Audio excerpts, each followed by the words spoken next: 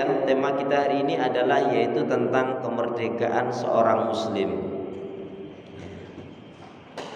Kemerdekaan seorang muslim itu gimana? Al-khuriyatul muslim. Kebebasan artinya maknanya kemerdekaan bagi seorang muslim. Orang muslim itu bebas tapi terikat.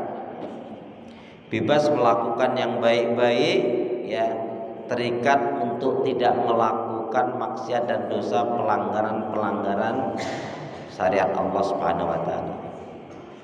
Bebasnya adalah di dalam ketaatan dan keimanan pun terikatnya dengan aturan yang Rasulullah SAW contohkan. Ya. Jadi enggak bebas-bebas, karena Rasul juga mengatakan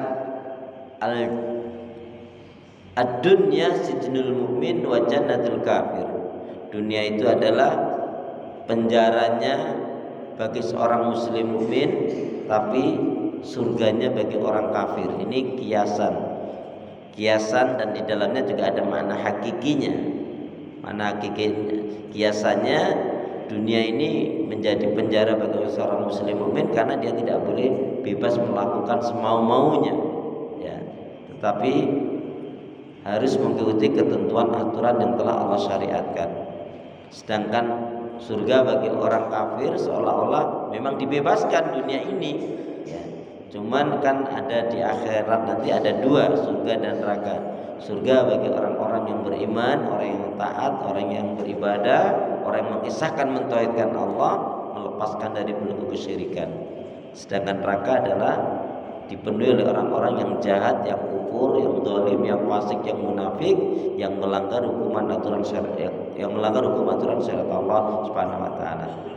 Baik jamaah sekalian, tapi sebelumnya saya ingin membacakan hadis Nabi terlebih dulu, yaitu kita mengingat kembali dua hadis pendek yang pernah saya sampaikan, karena dua hadis pendek ini sangat baik sekali untuk dalam kehidupan kita. Boleh ikutin saya Bapak Ibu. Bismillahirrahmanirrahim.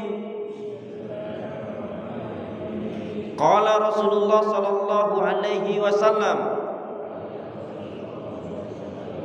kullu ma'rufin shadaqah. Kullu ma'rufin shadaqah. Kullu ma'rufin shadaqah. Setiap kebaikan itu nilainya sedekah. Setiap kebaikan itu nilainya sedekah. Siap ya? Kullu ma'rufin sedekah. Maksudnya kalau saya bilang siap, saya Arabnya panjang dengan Indonesianya, ya. Dan sebaliknya. Setiap kebaikan itu nilainya sedekah. Setiap kebaikan itu nilainya sedekah. Hadis yang singkat ini datang dari Imam Bukhari, dan hadis ini mengajarkan kepada kita banyak-banyak berbuat kebaikan. Ucapannya baik, pikirannya baik, cita-citanya baik, tidak akan melakukan yang buruk-buruk. Ya, seperti contoh saja Nabi sudah mengajarkan yang dikaitkan dengan ucapan. Man kana yu'minu billahi wal yaumil akhir falyaqul khairan aw liyasmut. Barang siapa yang dia beriman kepada Allah dan hari akhirat, hendaknya dia berkata yang baik. Kalau enggak diam. Ucapan seorang muslim mukmin itu mengandung nasihat, mengandung ilmu, mengandung hikmah, mengandung manfaat, mengandung ajakan kepada iman, pada tauhid, amar ma'ruf nahi mungkar, dan juga mencegah dari segala macam keburukan-keburukan. Makanya kita dilatih oleh Nabi, dibiasakan dalam keseharian kita. Kalau memulai sesuatu mengucap Bismillah. Dapat anugerah, Alhamdulillah. Kena musibah, innalillah. Ingat dosa, astagfirullah. Berjanji, insyaallah. Berjumpa, assalamualaikum. Melihat sesuatu yang mentakjubkan, Masya Allah. Nah, apa bedanya? Kapan kita mengucapkan subhanallah dan kapan kita mengucapkan Masya Allah? Kalau subhanallah itu kalau kaitannya dengan Allah dan zatnya. Contohnya, naudzubillah min dzalik, orang-orang Bani Israel yang kurang ajar itu mengatakan Allah itu fakir. Maka kita katakan subhanallah, maha suci Allah. Ya, juga orang-orang Nasrani mengatakan Allah punya anak. Kita katakan subhanallah, maha suci Allah. Ya.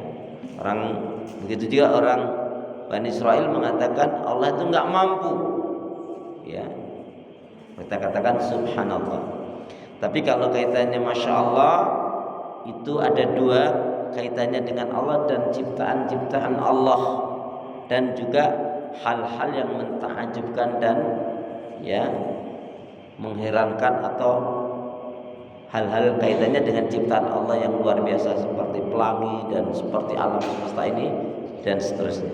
Sekali lagi, memulai sesuatu mengucap bismillah.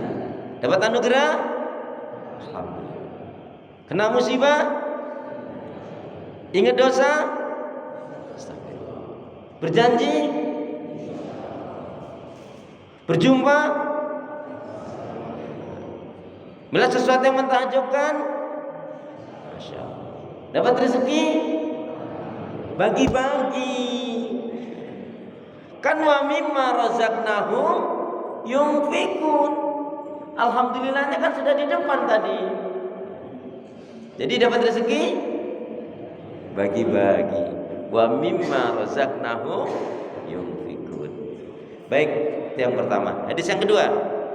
Qala Rasulullah sallallahu alaihi wasallam, la tusahib illa mu'minan, la tusahib illa mu'minan,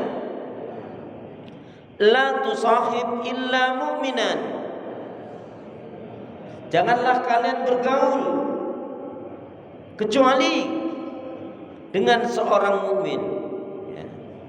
Sekali lagi, la tusahib illa mu'minan. Janganlah kalian bergaul kecuali dengan seorang mukmin. Siap ya? La tusahib illa mu'minan. Ya. Janganlah kalian bergaul kecuali dengan seorang mukmin. Jadi orang beriman itu punya prinsip, lebih baik punya 1000 teman yang semuanya baik salihah daripada satu teman udah buruk jahat lagi ya. Nauzubillah min dzalik. Baik saudara seiman, nama Allah yang cinta pada kebaikan dan kebenaran, yang selalu mengharapkan kepada Allah Subhanahu wa taala.